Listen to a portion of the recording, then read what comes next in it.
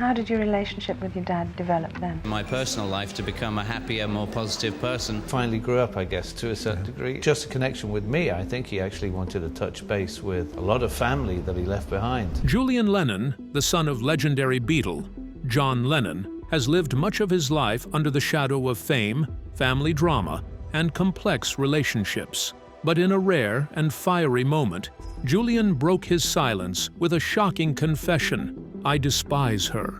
His words sent shockwaves through fans and the music world alike, leaving everyone wondering who he was speaking about and why. Was it a long-buried grudge, a hidden betrayal, or something deeper? This revelation has reopened old wounds and stirred fresh controversy.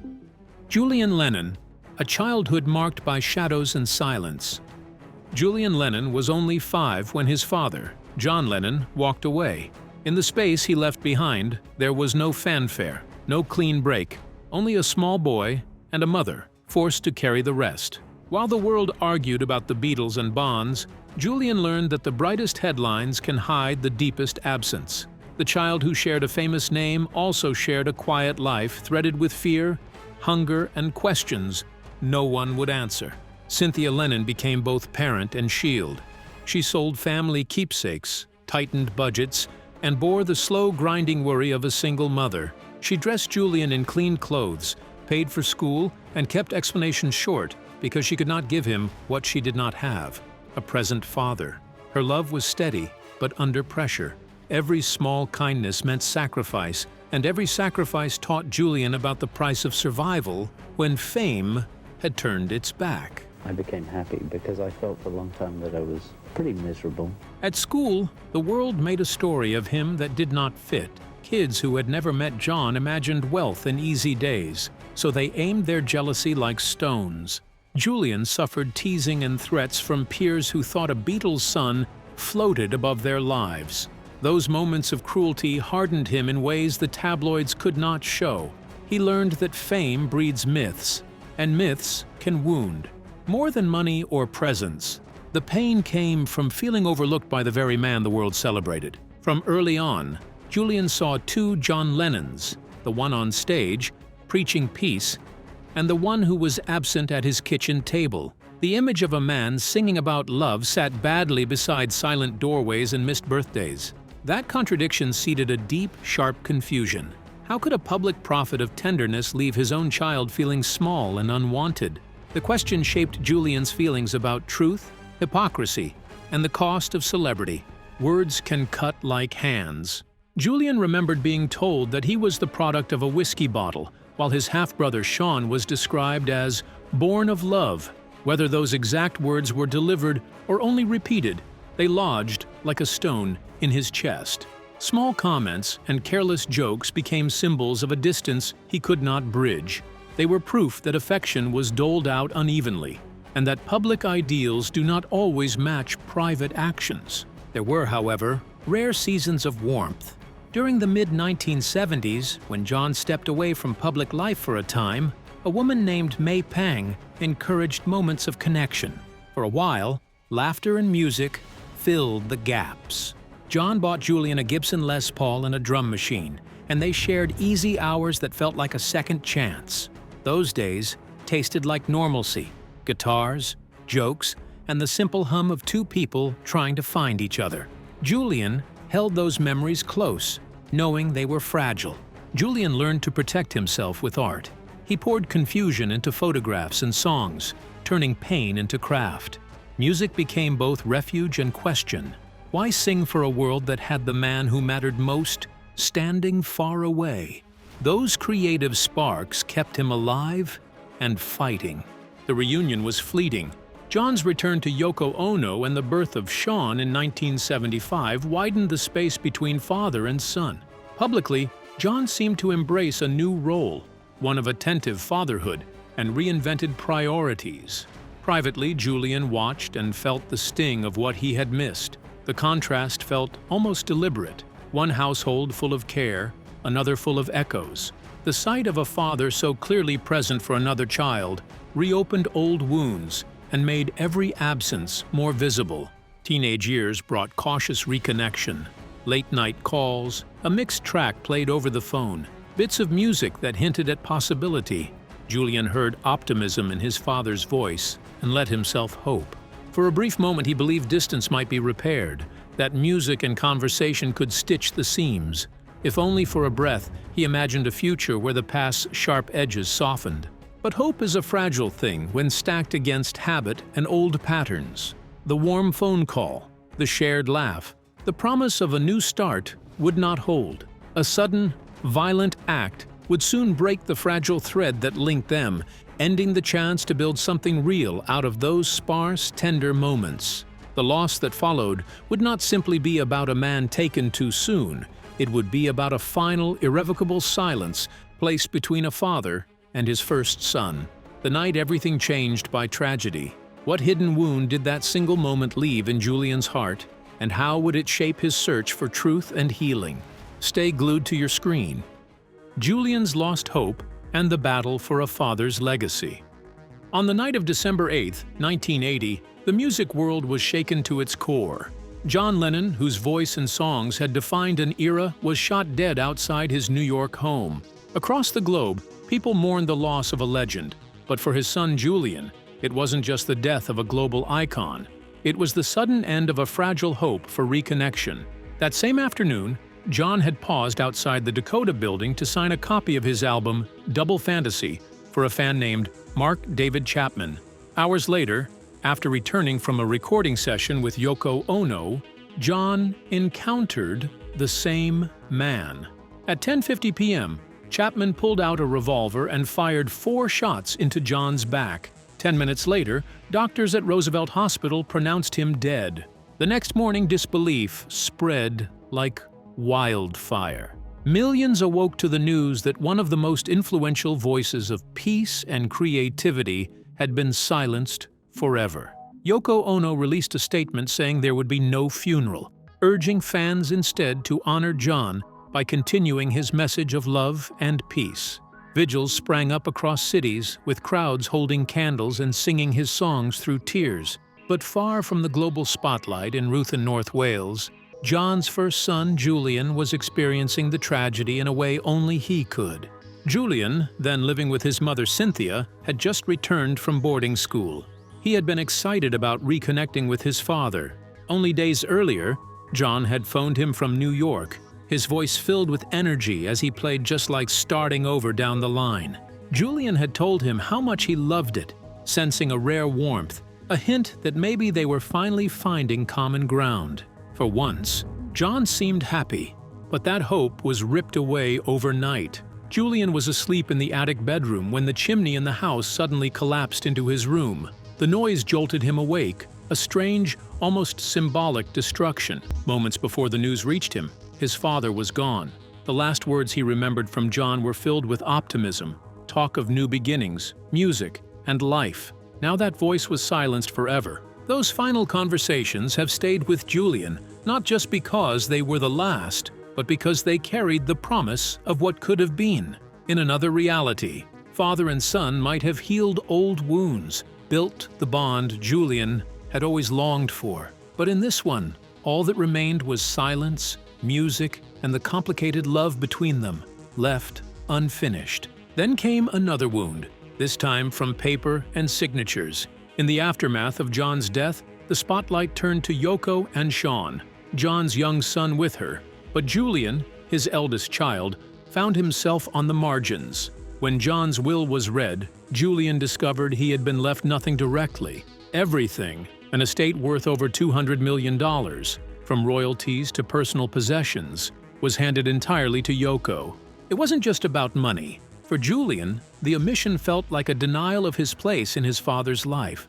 Sean had grown up at John's side, enjoying the love Julian had longed for, while Julian's childhood memories were defined by absence. Now Yoko controlled not only the wealth but also the letters, instruments, and keepsakes that carried John's personal history. Julian wasn't chasing luxury. What he wanted was recognition, fairness, and a tangible connection to his father. Yet, public perception often painted him as greedy, assuming the son of a Beatle must already be rich. Doesn't feel comfortable when you're in a situation like this, you know. Few understood he was fighting not for excess, but for the right to share in the legacy that should have been his by birth. By the 1990s, the bitterness turned into open conflict.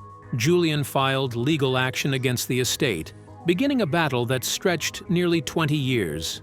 The process was grueling, emotionally draining, publicly scrutinized, and deeply unfair. Each step reminded him of his position as an outsider, fighting for scraps of a legacy his father had left behind. Eventually, in the mid-1990s, a settlement was reached. Julian received around $20 million.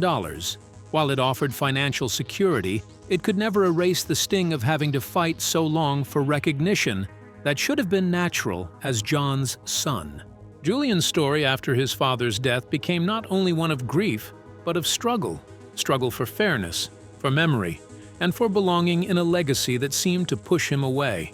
And as the years unfolded, another, more delicate chapter began. His uneasy relationship with Yoko Ono, a connection defined not by closeness, but by constant tension, walking a fine line.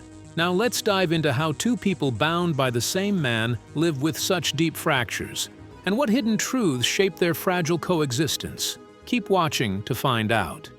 Julian and Sean Lennon, bound by blood, divided by shadows. Julian Lennon and Sean Lennon grew up in two different worlds, under the same legendary shadow. Julian, raised largely by his mother Cynthia, carried memories of absence, longing, and a father who seemed more myth than man. Sean, born to Yoko Ono years later, experienced what Julian never did, a father present in daily life, singing to him, guiding him, and shaping his childhood until it was cut short by tragedy in December 1980. One son grew up watching from the outside, the other basked in the warmth of John Lennon's attention, until that warmth was stolen forever. Such differences could have fueled resentment or rivalry. Instead, they became the strange foundation of empathy. Julian once admitted in an interview, "We've never fought our life."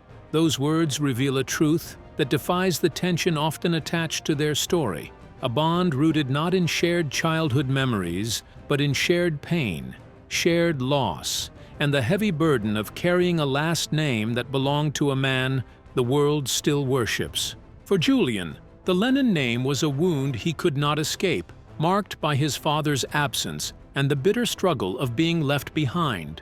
For Sean, the name was tied to love, laughter, and closeness, but also the trauma of sudden loss. While one son wrestled with neglect and resentment, the other carried grief that struck when he was only 5. Yet both, in different ways, understood the loneliness of living under endless public scrutiny.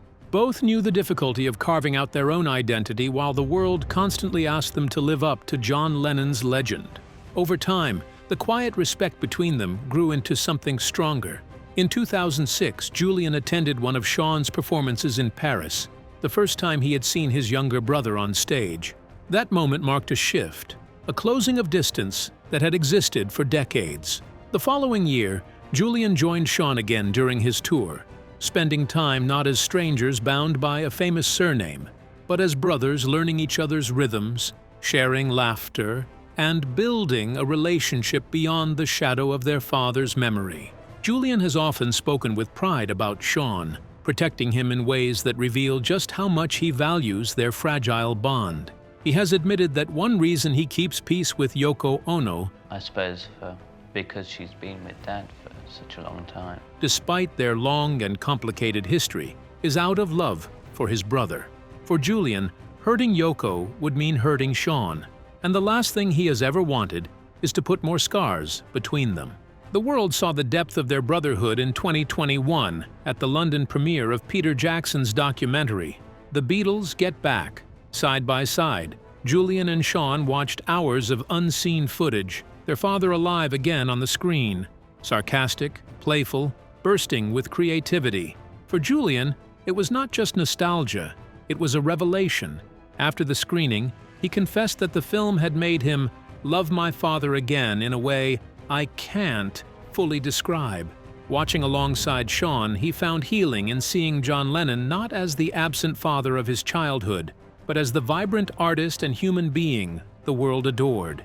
That moment showed how far the brothers had come. They were no longer simply living in the aftermath of John's choices, but finding a way to honor him together. Julian has carved his path through music, photography, and deeply personal storytelling. Sean has taken on the responsibility of protecting and shaping his father's legacy, managing music rights and creative projects to ensure John Lennon's voice continues to echo for future generations. Neither of them can fully step out from under the Lennon name. It is both a blessing and a burden, a crown and a chain. But what makes their story remarkable is how they have chosen to bear it, with dignity, resilience, and a commitment to each other. Their connection is not perfect, nor does it erase the past, but it is real. Two brothers, bound not just by blood, but by the survival of tragedy, abandonment, and a history they never asked for. And so we find Julian Lennon here, not only as the son left behind, but also as the brother who found connection where division could have lived forever, reflecting on a complicated legacy. But what does that legacy truly mean for a man who both despises and still longs for the love of his father? Don't miss what comes next. Haunted by his father, Julian's struggle for identity and forgiveness. Julian Lennon's path toward understanding his father was never simple. Even as he grew older, the shadow of John Lennon's choices lingered over him, shaping the way he approached his own life. By the time he turned 48, Julian had still avoided marriage and fatherhood, a decision he openly explained in a 2011 interview. His words revealed just how deeply his father's absence and mistakes had left their mark. "My father was young and didn't know what the hell he was doing," Julian admitted. "That's why I haven't had children yet. I didn't want to do the same thing. I wasn't ready. I wanted to know who I was first." That moment of self-reflection was powerful. It showed not only a son cautious of repeating history, but also a man who recognized that love, responsibility, and family demanded readiness, something he had not yet found. John's struggles as a young father had passed down more than just memories. They had left Julian questioning his own ability to create a stable home. Years later, Julian found himself face to face with his father again, but this time through a lens. Watching Peter Jackson's Beatles documentary Get Back stirred emotions he hadn't expected. On screen, John appeared not as the global icon the world worshipped, but as the father Julian once remembered. Youthful, goofy, witty, and full of charm. "I fell in love with him again," Julian confessed, "because that was the guy I remembered before it all went pear-shaped." For a fleeting moment, the boy in him was able to reconnect with the father he had lost. His bond with Paul McCartney has always added another layer to this story. Paul's song Hey Jude, written to comfort Julian during his parents' divorce, remains both a blessing and a burden. While many hear it as an anthem of hope, Julian has admitted he doesn't always enjoy it. He's probably heard it more than anyone else, and when friends send him clips of children singing it, the song reopens memories of difficult years. Yet despite the bittersweet weight, he still respects the kindness behind it. It is, after all, a symbol of Paul's care when Julian needed it most. Julian has even considered writing a memoir, a way to finally explore these emotions in depth. In a 2020 interview, he revealed his ongoing effort to forgive and understand. "I strive for forgiveness and understanding in that area of my life," he said, reflecting on the pain both he and his mother endured. He remembered how, before John's death, there were signs of healing. John was happier, more open, wanting to reconnect with Julian and the rest of his family. But the chance slipped away, leaving only unfinished words and memories. Even now, more than 4 decades later, John Lennon's presence continues to shape Julian's path, a mixture of love, pain, and longing for closure. His journey reflects not only the burden of being a famous son, but also the resilience of a man determined to carve his own meaning from a complicated past. And yet, as the years unfold, the story does not end there. It moves into another chapter that asks an even greater question, one that continues to define his place in history: Julian Lennon's legacy. But how does the son of a legend balance honoring his father's memory while creating his own? Stay close to uncover the answer. Julian Lennon, redefining a legacy. Julian Lennon, the first child of John Lennon and Cynthia Lennon, has lived a life shaped by a spotlight he never asked for. From the beginning, the world saw him less as his own person and more as the son of one of history's most famous musicians. Yet Julian refused to be defined by that shadow. Over the decades, he has built a career and identity rooted in music, art, activism, and resilience, proving himself far more than an extension of his father's legacy. When his parents' marriage collapsed at the height of Beatlemania, Julian's childhood was thrust into the public eye. Paul McCartney famously wrote "Hey Jude" to comfort him, a song that became one of the Beatles' most enduring anthems. But Julian never let himself remain the boy from the song. In 1984, he released his debut album Veloute, which went platinum and produced hits like "Too Late for Goodbyes," a US top 10 success. Critics noted the uncanny resemblance between his voice and John's, but also praised the distinct pop sensibility that made his work unique.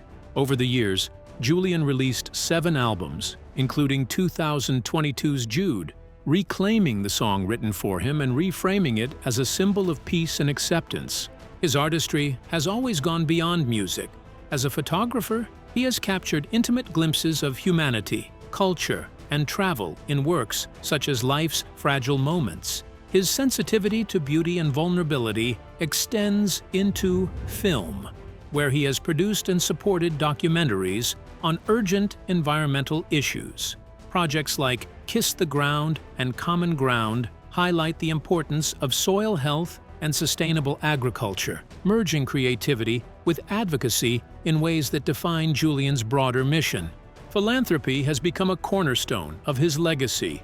In 2007, he founded the White Feather Foundation, TWFF. The White Feather Flyer play in the trilogy. The White Feather Flyer is really the main character. Inspired by his father's promise to send him a message through a white feather after death. Years later, when an Aboriginal elder handed Julian such a feather, he saw it as a sign to act. TWFF now works across 4 key areas: clean water, health and education, environmental conservation, and Indigenous rights. The foundation has built wells in African villages, provided scholarships for girls, supported disaster relief in Nepal, and funded wildlife protection. Its global impact has earned Julian recognition, including the UN ESCO Cross-Cultural and Peace Crafter Award. Despite these achievements, Julian continues to be compared with his father.